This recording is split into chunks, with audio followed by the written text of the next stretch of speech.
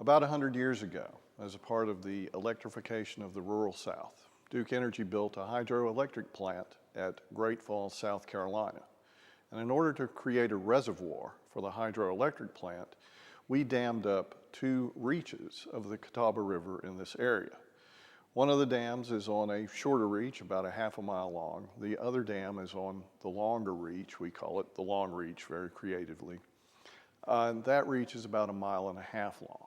As a part of the FERC licensing agreement, the Catawba River Agreement, Duke Energy has agreed now to return water to these reaches in a couple of different regimes. One of them is intended for biological flows, but the other regime is intended for recreational flows.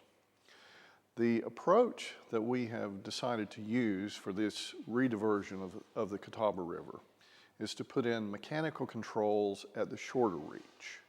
But at the longer reach, we are going to put in fixed structures, static structures. And so this effort is to look at those structures that are to be installed at the long reach.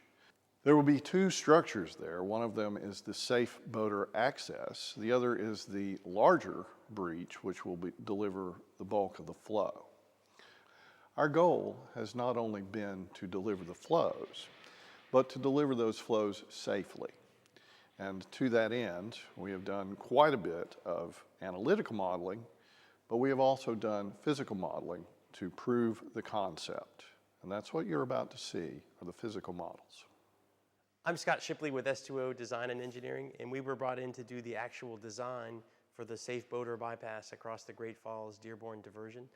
So when we looked at this problem, it's actually quite challenging. There's a variety of flow levels, the 450, the 850, and then this very large recreational release. And we wanted to create something that was safe across all of those flows. And it was never our intent to have boaters going through this main chute, but we knew that that might occur. And so we tried to address the idea of what happens when somebody comes across this in the day-to-day flows, the fish flows, or the 850 CFS. So that they had a safe and responsible passage, even though we didn't want to make that an attraction. At the very high flows, when we started to look at what makes a river safe versus unsafe, it's really all about power. We looked at how much flow and how much drop was out there, and it was off the charts compared to the rest of the river in terms of how much of a challenge we would create. And that translates, and I think people have seen this at other dams, into big hydraulics that keep people in place and can be very dangerous from a life safety standpoint. And so at those very high flows, we took that very large amount of drop and most of the flow and sent it down the main chute. And it's distributed in such a way that we have a lot of power.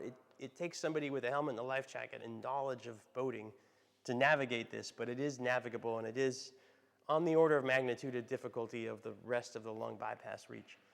But for those very high flows, we also created the preferred method for these boaters to use, which is this boater bypass channel. You'll see that modeled as well. And that boater bypass channel has much less flow and a much longer slope. And so in terms of power that's available to that river anywhere down that, it's vastly decreased from what you would see if we somehow tried to do a full flow. So the dual flow solutions seem to be the best approach, and that's what we've modeled here at the labs today. I am Wojciech Bareš, a senior researcher at the Czech Technical University in Prague, Czech Republic. We are specialists in the physical modeling of open channel flows.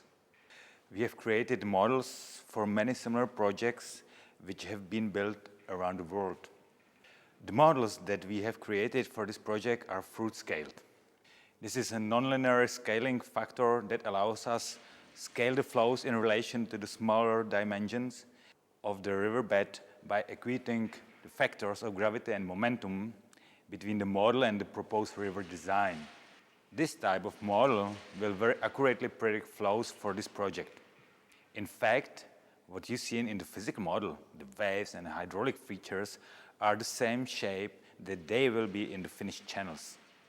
This allows us to look at very granular aspects of the proposed design beyond the depths and velocities. We can see the character of the jets, eddies, and hydraulic jumps, and we can tune these features to make both the main channel and the bypass channel more easily navigable. This type of modeling helps us to prevent the formation of dangerous hydraulics that can keep and hold boats and swimmers.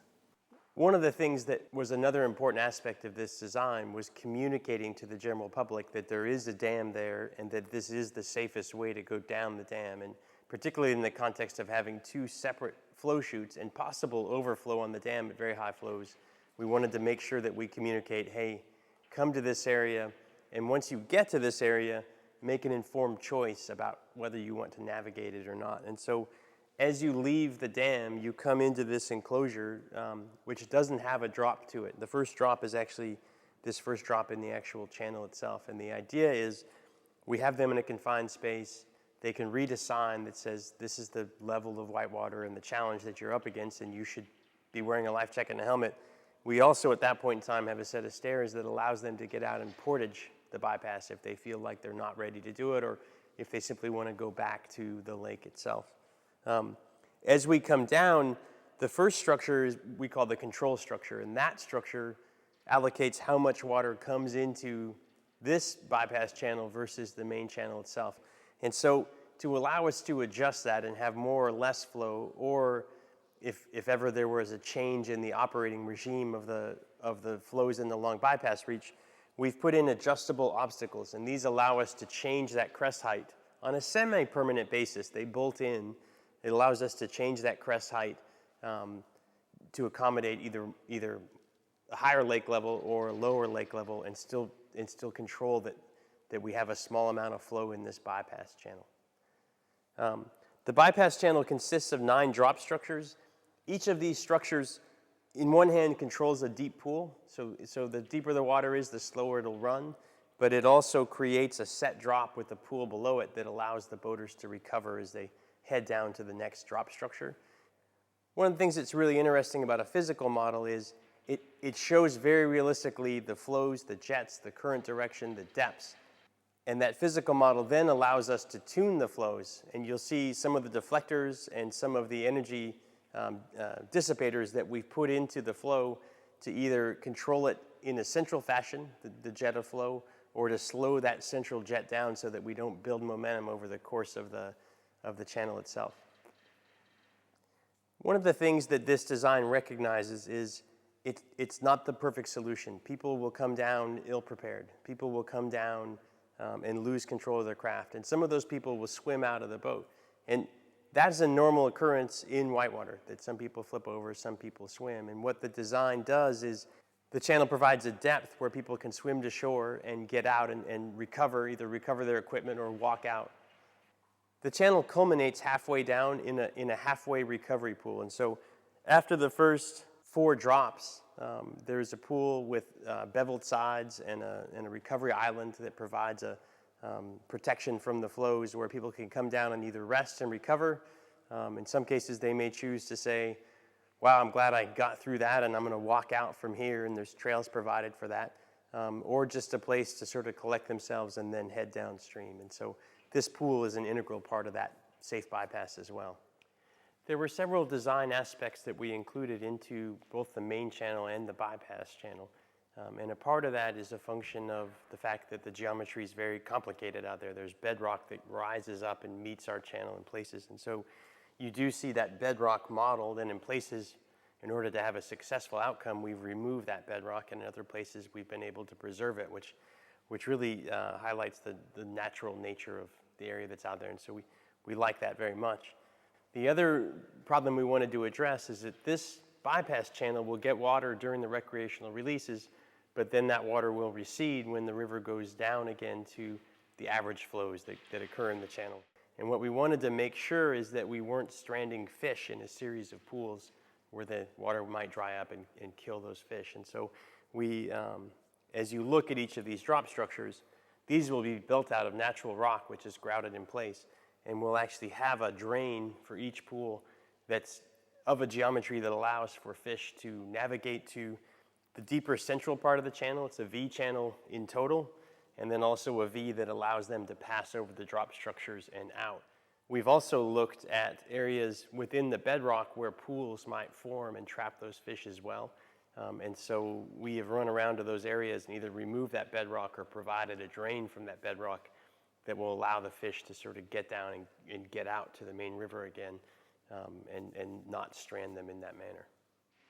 The main channel takes most of the flow for this project, and so it has most of the energy and most of the risk associated with it. And so while the design is focused on creating that safe boater bypass in the bypass channel itself, we recognize that there is the chance that somebody, not knowing what they're doing, may float down the main channel. And so we wanted to create a design that allowed for that navigation and didn't create what we call a keeper hydraulic, something that you see at a lot of low-head dams where people flow into that dam and then are captured by the return flows that are there.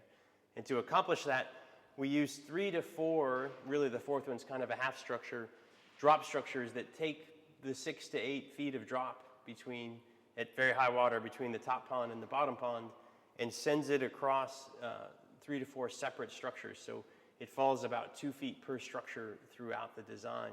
And that hop, skip, and a jump from the top pond to the bottom pond distributes that energy and we can shape these in a way that allows us to keep that flow moving through as opposed to creating that dangerous hydraulic roller that might occur. And the design is also somewhat difficult to do because we do have to accommodate in this main channel a variety of different flow regimes. And we wanted to have a deep central notch for those lower flows, which is a natural river morphology, and then have that water spread out as the flows came up for a recreational release or from a rain event. And so if you look at these drop structures, and the dam itself mimics that, we've created a number of channels. There's the central low flow channel, and then it steps up to the medium flow, medium high flow, and so on and so forth until we get up to a full channel itself. One of the other things that we wanted to avoid was a condition in which water came through here and flowed over the berm, so people would essentially approach our design but then fall out of that main channel. And so we've created a berm along both sides, and that berm keeps the flow contained until we reach a point where we're at the same elevation as the bedrock below the channel. The defining feature of the design are these drop structures that we're creating, but the defining feature of the natural channel is this very complex bedrock that exists out there in the world today below the Great Falls Dearborn Diversion. And so one of the biggest challenges to creating this physical model, Technical Institute has done a very good job of replicating, is to take a very detailed survey of that bedrock and turn that into a scaled version of what is out there. And so you can see that it's a very complex bed surface that was created, and on top of that, we built our design. That's what allows us to know that this design will accurately predict what will happen once we actually put water into the design project. With the help of S2O and HDR, who are leading the engineering effort, and the modeling expertise of Wojtek Baris at the Czech Technical University, we have successfully modeled and validated the design of all aspects of the safe boater bypass and the main flow channel for the long bypass reach of the Duke Energy Dearborn Diversion project. The model demonstrates that both channels are designed in a manner that removes the hazards of any recirculating hydraulics and provides channels that are safe and accessible for boater passage while providing the agreed FERC licensed flows.